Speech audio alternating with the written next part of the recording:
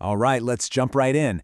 If you've been thinking that AI ethics is some, I don't know, far off academic debate, well, you're going to want to stick around because we're talking about right now, 2026, where the rules of the game have been completely flipped on their head. So, what does this new mandate actually mean for the technology we use every single day? Let's find out. In this quote, this pretty much sums it all up. This is the new reality we're unpacking today. I mean, think about it. The Wild West days of AI development, where ethics was kind of like an afterthought, a nice to have, yeah, those are long gone. Now, it's a core, totally non-negotiable part of the whole process. So, the big question is, how do we even get here, right? How do we go from these kind of vague philosophical ideas about fairness to actual, hard, measurable requirements? Well, it wasn't an accident. Turns out, a few really powerful forces basically converged to make AI accountability mandatory. And it wasn't just one thing that changed the game. Not at all. It was actually the collision of three huge shifts. We're calling them the three pillars of accountability. And these three pillars working together have basically rewritten the entire playbook for the tech industry. Okay, let's actually break these down, because this is super important. First up, you've got global policy. We're not talking about suggestions anymore. Governments are straight up enforcing laws that demand audits, that demand transparency. Then, in the middle, there are the corporate guardrails. The big tech giants themselves, they're now building fairness checks right into their development pipelines. It's becoming part of the plumbing. And last but not least, legal rulings. The courts are now stepping in, setting these incredibly powerful precedents. They're holding companies financially and legally on the hook for biased AI. So the big takeaway here, the pressure is coming from everywhere. Regulators, the industry itself, and the courts. There's nowhere to hide. Okay, so with all this accountability in place, you might be thinking, great, problem solved, right? Well, not so fast. That's not the full picture.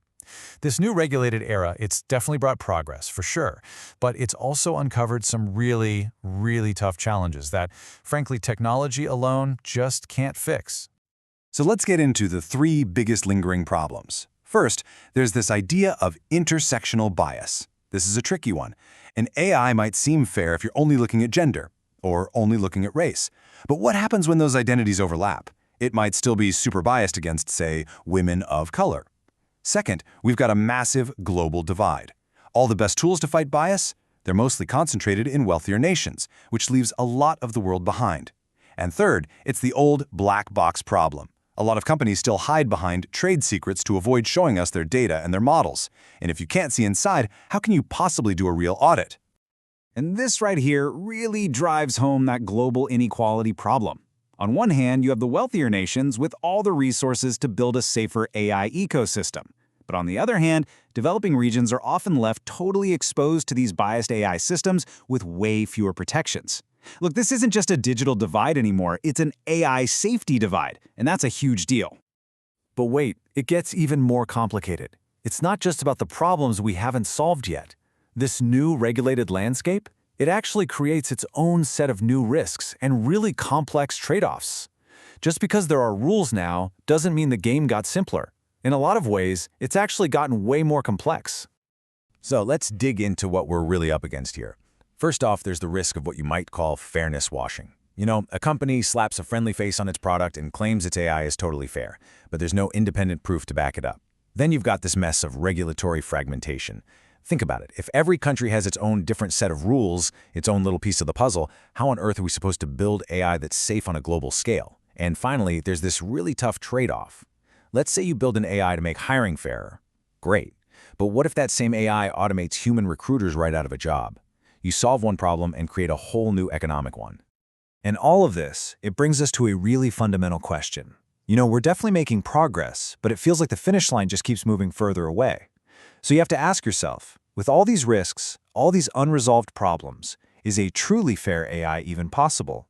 Or are we just chasing something that we can never actually catch? But look, it's not all doom and gloom. The situation is definitely not hopeless. Actually, just understanding these challenges, really getting our heads around them, that's the critical first step to solving them. And this is really important. This isn't just a problem for big companies or governments to figure out. Every single one of us has a role to play in building a fairer AI future. Okay, so what's the actual game plan? What can we do? For businesses, it's pretty clear. They need to adopt standardized benchmarks and bring in third-party auditors. Honestly, it's the only way they're going to build real trust. For policymakers, the mission is to push for harmonized global standards. We've got to close those dangerous loopholes that exist from country to country. And this last one, this is for you, for me, for all of us.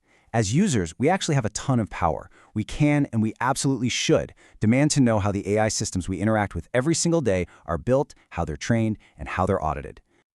And that right there is the thought I want to leave you with. As we navigate this new era of AI ethics, the real test, the ultimate challenge, isn't just about code or laws. It's about what we even mean by success. So ask yourself this: are we building AI that is genuinely, deeply, and contextually fair? Or are we just getting really good at building AI that knows how to pass a fairness test? The answer to that question, well, it's going to define everything.